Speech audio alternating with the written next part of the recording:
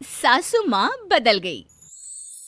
कहानी उस घर की है जहाँ बहू और बेटी को एक माना जाता था, लेकिन फिर अरे शिखा बेटा, तू रसोई में क्यों घुसी रहती है? जा, रोटी मैं बना लूंगी। नहीं नहीं माँ जी, आप बैठिए, बस सारा खाना बन ही गया है। श्वेता को बोल देती हूँ, वो खाना लगा देगी सबका। सॉरी भाभी, मेरे पास वक्त नहीं है। माँ, मुझे पैसे देना, पार्लर जाना है। हाँ हाँ चली जाना, भाभी को भी ले जाना। वो भी जाने को बोल रही थी पार्लर, पर पहले ना मदद कर दे उसके खाना लगाने में। देख माँ, वो बहू है, उसे बहू रहने देना, इतना सर पर मत चढ़ा भाभी को। श्वेता, ज्यादा मत बोला कर। बहू और बेटी में कोई फर्क नहीं होता है। जा जाकर काम कर। ननद को माँ का भाभी से इस तरह प्यार करना बिल्कुल अच्छा नहीं लगता। वो बार बार किसी न किसी तरह माँ को भाभी के खिलाफ भड़काती रहती, लेकिन कोई फायदा ना होता। एक रोज, अरे बेटे किशन, जा बहू को कहीं घुमा कर ला, सारा दिन घर में काम करती रहती है। हाँ हाँ माँ, हम लोग जा रहे हैं ना गोवा। अच्छा जी, भाभी ने तो हमें बताया भी नहीं। वैसे तो सारी पंचायत करती है, ये गोवा वाली बात क्यों छुपा गई हमसे? अरे क्योंकि उसे खुद नहीं पता था बहन। मुझे टिकट सस्ती मिल रही थी तो मैंने बुक कर दिया। हाँ शिखा, पैकिंग कर ले, संडे हम जा रहे हैं गोवा। दोपहर में शिखा पैकिंग कर रही थी कि सास आ जाती है। ये क्या बहू, साड़ियाँ? अरे गोवा जा रही है घूमने या फिर शादी में मायके हैं? माँ जी, ऐसा कुछ है ही नहीं, समझ में नहीं आ रहा क्या रखूं कपड़े में। अरे तेरी और श्वेता की साइज तो एक ही है, उसके कुछ मॉडर्न कपड़े ले ले, आकर लौटा देना। हाँ माँ जी, ये ठीक रहेगा। शिखा श्वेता के पास जाती है और उससे कपड़े मांगती है। ना जी ना, मैं अपने कपड़े ना दूं, वैसे भी फैल जाएंगे मेरे कपड़े, बहुत महंगे वाले हैं। शिखा मुंह लटकाकर कमरे में आ जाती है तो सास कहती है, चल तैयार हो जा, तुझे मैं शॉपिंग करा कर लाती हूँ गोवा की। बस फिर क्या था, सास बहू निकल जाते हैं मार्केट और एक से बढ़कर एक ड्रेस खरीद कर घर आते हैं। पहले बता देती कि नए कपड़े दिलाने वाली है भाभी को, तो मैं अपने ही दे देती ना भाभी को, मुझे दिला देती नए कपड़े। देख श्वेता, परिवार का मतलब सबके साथ रहना होता है, ना कि सिर्फ अपना सोचना। वैसे भी तुझे अच्छे संस्कार सीखने चाहिए।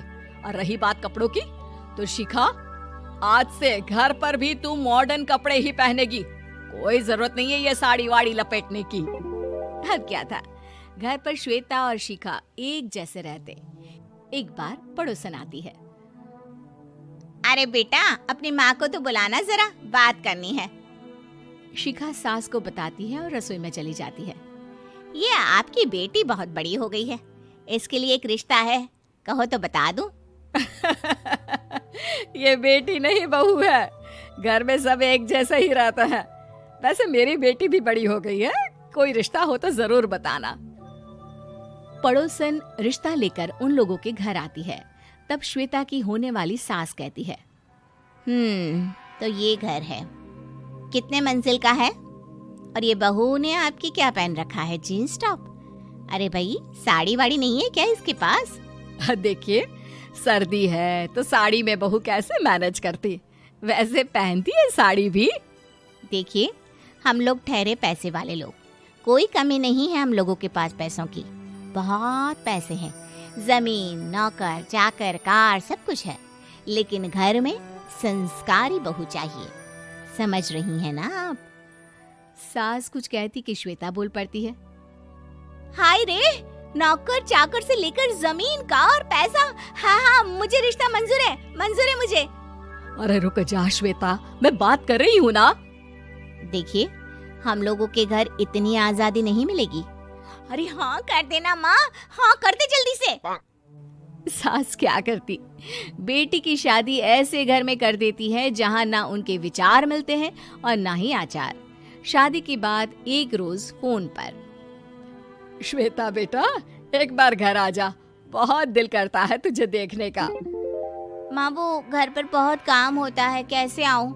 बड़ा घर है, लेकिन आने जाने वालों की लाइन ही लगी रहती है। बेटा मैं तो जानती थी उस घर का हाल, लेकिन तू ही नहीं मान रही थी। माँ देख, हर घर का यही हाल है। तेरी बेटी को यहाँ घूंघट हटाने की परमिशन नहीं है और एक तरफ भाभी स्कर्ट पहनकर घूम रही है। बेटा मुझे क्या पता था कि मेरी बेटी को ससुराल के नाम पर पिंजरा मिल जाएगा। अच्छा माँ, फोन रखती हूँ, सास को गर्मा गर्म रोटी खिलानी है। तुम लोगों की तरह नहीं कि एक रोटी बनाओ, एक सब्जी बनाओ, फिर सारा दिन फ्री होकर घूमो। सास फोन तो रख देती है, लेकिन सोच में पड़ जाती है कि एक तरफ बेटी जिसे कोई आजादी नहीं, वहीं दूसरी तरफ बहू जिसे देखकर लगता ही नहीं कि उसकी शादी भी हुई है। अगले रोज। शिखा, अरे ओ शिखा। हाँ माँ, क्या हुआ? कुछ चाहिए आपको? मैं जिम जा रही थी। जिम के कपड़ों में बहू को देखकर सास को घूंघट में अपनी बेटी का ख्याल आता है।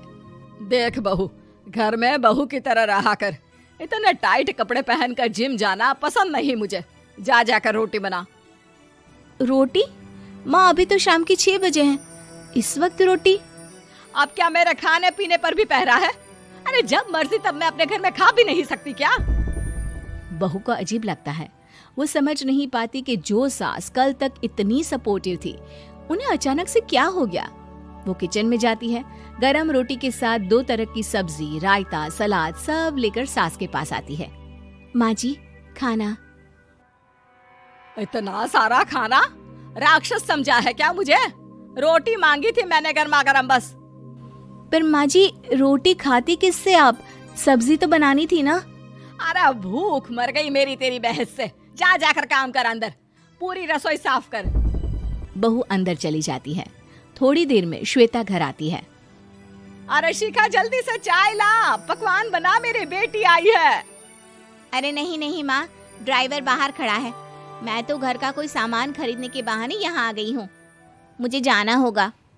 अरे बेटा, पर कितने दिनों बाद देख रही हूँ तुझे, रहने आ जाना 2-4 दिन के लिए। आ जाऊंगी माँ, जब मेरी सास मरेगी तब। मैं तो रोज मन्नत मानती हूँ कि मेरी सास मर जाए तो अच्छा है। अच्छा चल, जा रही हूँ माँ।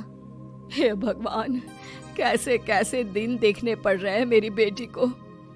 सास अंदर जाती है, जहाँ श्वेता की जिम वाली सहेली का फोन आया होता है। क्या बात है, आज जिम नहीं आई? अरे पता नहीं यार, आज माँ को क्या हो गया अचानक।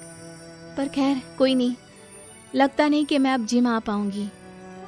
शिखा स्पीकर पर बात कर रही थी, जिसे सास सुन रही थी। यार ये सास ना होती ही ऐसी है। मैं तो कहती हूँ बुढ़िया जल्दी मरे और तू आराम से जिए। शिखा को सहेली की बात पर गुस्सा आ जाता है।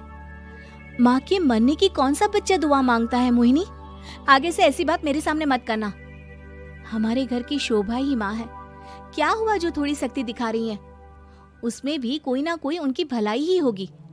मैं तो कहती हूँ भगवान मेरे जैसी सास सबको दे, जो सिर्फ माँ की तरह है। सास वाली तो कोई बात ही नहीं है उनमें।